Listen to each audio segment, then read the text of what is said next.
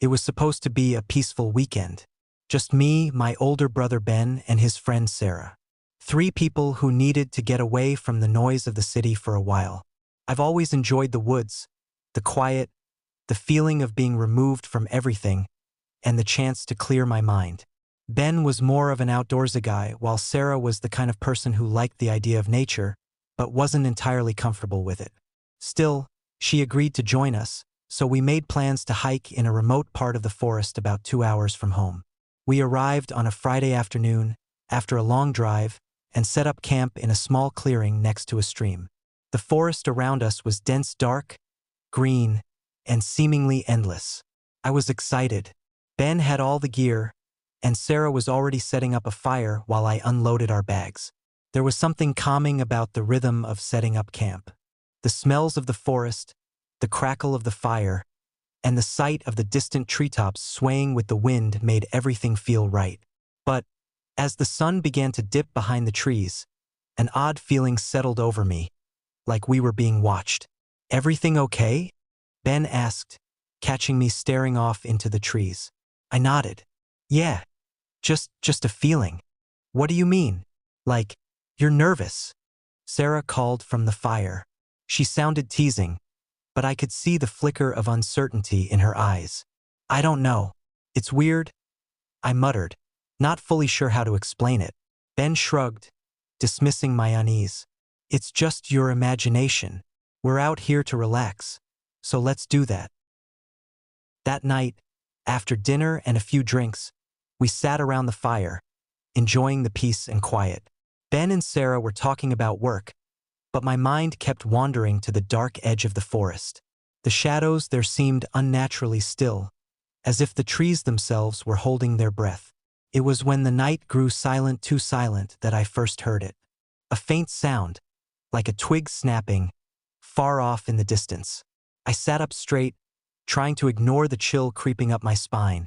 It wasn't just an animal. It was something else. "Did you hear that?" I asked, my voice a little shaky. Ben stopped talking and listened. "Probably just a deer," he said. "No big deal." But Sarah looked around uneasily. "Yeah, I heard it too," she said softly. "It didn't sound like any animal I've ever heard." I tried to shrug it off, but my stomach twisted with unease. We sat in silence for a while, the fire crackling louder than usual, as if trying to drown out the unnatural quiet of the forest. But I kept hearing things. More rustling footsteps just out of sight, something moving through the trees, and every time I turned to look, I saw nothing. "I don't think I'm going to sleep well tonight," Sarah admitted after a while, her eyes scanning the darkness around us. "This place feels wrong." "It's fine," Ben said, his voice a little more forceful. "You're just getting in your head. Let's just relax." We stayed up for a while longer, but eventually the fire died down and we retreated to our tents. The air was growing colder, and the wind had picked up, making the trees creak and groan. I zipped my tent closed and tried to ignore the sound of something moving nearby. But sleep wouldn't come. Around 2 a.m., I woke up to a sound I couldn't ignore. Soft, deliberate footsteps outside my tent. I froze, listening. Whoever it was, they were moving slowly, like they were trying to stay hidden. My heart pounded in my chest as I listened intently. The footsteps stopped right next to my tent. I held my breath. Then, a voice low and raspy whispered, "You shouldn't be here." I barely suppressed a scream. It wasn't Ben and it wasn't Sarah. It was a stranger. My mind raced. Who could it be? Why were they here? I had to stay calm, I thought, but my hands were shaking, and my breath came in short, shallow bursts. I waited in terror, unable to move. The footsteps started again, slowly walking away from my tent. And then, nothing. I lay there in the dark, every sense on high alert. My mind raced, but I couldn't bring myself to leave the tent. I needed to warn Ben and Sarah, but I was too scared to make a sound. I must have finally drifted off to sleep from exhaustion, because the next thing I knew, I was waking up to sunlight creeping through the fabric of my tent. I didn't feel any better, though. I couldn't shake the feeling that something was wrong. When I crawled out of the tent, I saw Ben and Sarah sitting by the fire, looking unusually serious. "You guys okay?" I asked, trying to sound normal, but my voice felt off, strained. Ben looked at me with a frown. "We need to leave," he said. His tone was tense. "I don't know what's going on, but something's not right." "What do you mean?" I asked, feeling my heart drop. "I don't know," he said. "I heard the footsteps too. And Sarah, she found something." Sarah looked pale, her hands trembling as she held up something small. It was a knife, old and rusted, its blade caked with dirt and dried blood. It looked out of place, like it had been left there deliberately, hidden just outside the camp. I felt sick. The unease I had been trying to ignore for hours now flooded over me in waves. "We need to pack up," Ben insisted. "Now." We started hastily breaking down camp, but the eerie feeling didn't go away. It felt like we were being watched, like eyes were on us from every direction. The trees, silent and motionless, seemed to be closing in. As we finished packing, I noticed something else. The tracks around our campsite, the ones that had been fresh the night before, were now much clearer. Whoever had been out there was much closer than I thought. We were just about to head down the path when I heard a twig snap behind us. I spun around. There, standing at the edge of the trees, was a man. His clothes were torn, his face gaunt, eyes hollow, with a grin that chilled me to the bone. He didn't say a word. He just stood there watching us. We didn't hesitate. We ran. We ran as fast as we could, not daring to look back. I could hear him behind us, his footsteps slow, deliberate, but always just far enough away that we couldn't catch him. Finally, after what felt like hours, we reached the car. I slammed the door shut and locked it, gasping for breath. Ben started the engine and we sped away, not looking back, not daring to. I don't know who that man was or why he was out there, but I know one thing for sure: we were lucky to escape. I don't ever want to go back into those woods. Something was there, watching, waiting, and I don't think we'll ever be the same again.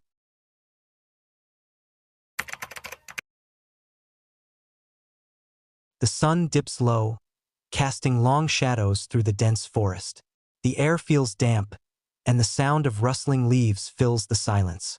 I stand, looking around, clutching my backpack. I should have stayed on the trail. But no. Taking a shortcut sounded like a great idea. Now I don't know where I am, and the sun's almost gone. I pull out my phone, but the screen reads, "No signal." I groan in frustration and shove it back into my pocket. "All right, stay calm. The trail can't be that far." I pick a direction and start walking. The trees seem to close in tighter around me with every step. Minutes feel like hours. The crunch of leaves beneath my boots grows louder in the eerie silence. It's just a forest. Nothing to be scared of. Suddenly, I hear a faint whistle. My heart skips. I stop and strain my ears. Sounds human, playful even. "Hello?" I said. No answer. The whistle stops. I feel a chill crawl up my spine but shake it off and keep walking. The light fades quickly, and the forest grows darker. I pull out my flashlight, its weak beam barely cutting through the shadows. My stomach growls, and I realize I haven't eaten since morning. Great. Lost, hungry, and it's getting dark. I come across a clearing. In the center, there's a small wooden cabin with a faint glow coming from its window. Relief washes over me. Finally, I hurry to the door and knock. A moment later, it creaks open, revealing an old man. His face is wrinkled, and his eyes are milky white. He's blind. "Well, hello there. You lost?" "Yeah, I've been wandering for hours. I saw your cabin." The old man said, "Come in, it's dangerous out here at night." I step inside hesitantly. The cabin is dimly lit by a single lantern. The walls are lined with strange carvings, symbols etched into the wood. A kettle whistles on the stove. Weird vibes, but better than freezing out there. The old man said, "Want some tea?" Sure. Thanks," I said. He pours 2 cups and sits across from me, his cloudy eyes fixed on nothing. I sip the tea, its warmth calming me slightly. "The forest doesn't like visitors after dark," he said. "Yeah, I noticed. Do you know how to get back to the main trail?" He smiles faintly, but it doesn't reach his eyes. "All in good time. You'll need to rest first." The way he says it sends a shiver through me. I glance at the door, considering leaving. Suddenly, I hear the whistle again, this time louder and closer. My stomach drops. "Did you hear that?" I said. "Hear what?" he responds. The whistling stops abruptly, replaced by heavy footsteps circling the cabin. I stand, panic bubbling in my chest. There's someone out there. The old man's smile fades. He stands slowly, his frail frame eerily steady. "You didn't follow the shadows, did you?" he said. "I don't know what you mean." He moves to the window, his fingers tracing one of the symbols carved into the wood. "They don't like when people stray too far." The footsteps stop, and silence envelopes the cabin. I grip my flashlight tightly. "Who's out there?" The old man turns to me, his face grave. Then he said, "Not who, but what." The door suddenly rattles violently, as if something is trying to break in. I jump back, knocking over my tea. "What's going on?" "They found you," he said. The door bursts open, but instead of someone entering, darkness spills inside thick, suffocating. Shapes move within it, long and twisted. The old man said to me to stay behind him. He raises his hands, chanting in a language I don't recognize. The symbols on the walls glow faintly, holding the darkness at bay. This can't be real. I'm dreaming. One of the shadowy shapes lunges, and the old man stumbles, his chanting faltering. I grab a fire poker from beside the stove and swing it wildly at the dark form. It recoils, hissing. "The carvings. Trace them with the poker," he said. I press the glowing tip of the poker against a symbol, and it flares brightly. The shadows scream and retreat slightly. "What are these things?" "Spirits of the lost. They want company," he said. The shadows surge again, this time more violently. The old man collapses, his breathing shallow. I grab him, panic gripping me. "We have to go."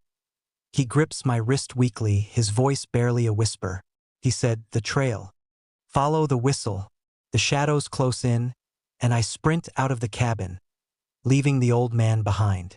The whistle echoes again, guiding me. I run, tears streaming down my face as the darkness chases me. I burst out of the trees and onto the trail. The whistle stops, and the shadows recede, melting into the forest. I collapse to the ground, gasping for air. I made it. I'm alive. I look back at the forest, half expecting to see the old man, but there's nothing. No cabin, no light, just endless trees. I finally stumble out of the forest and into the parking lot where my car is. A park ranger approaches, concern etched on his face. "You all right?" he said. "There's a cabin." An old man. There hasn't been a cabin in those woods for years. Burned down decades ago. My blood runs cold. I look back at the forest, realizing the truth. Was he trying to save me, or lead me to them? The faint sound of whistling echoes through the trees. I back away, trembling, and drive off without looking back.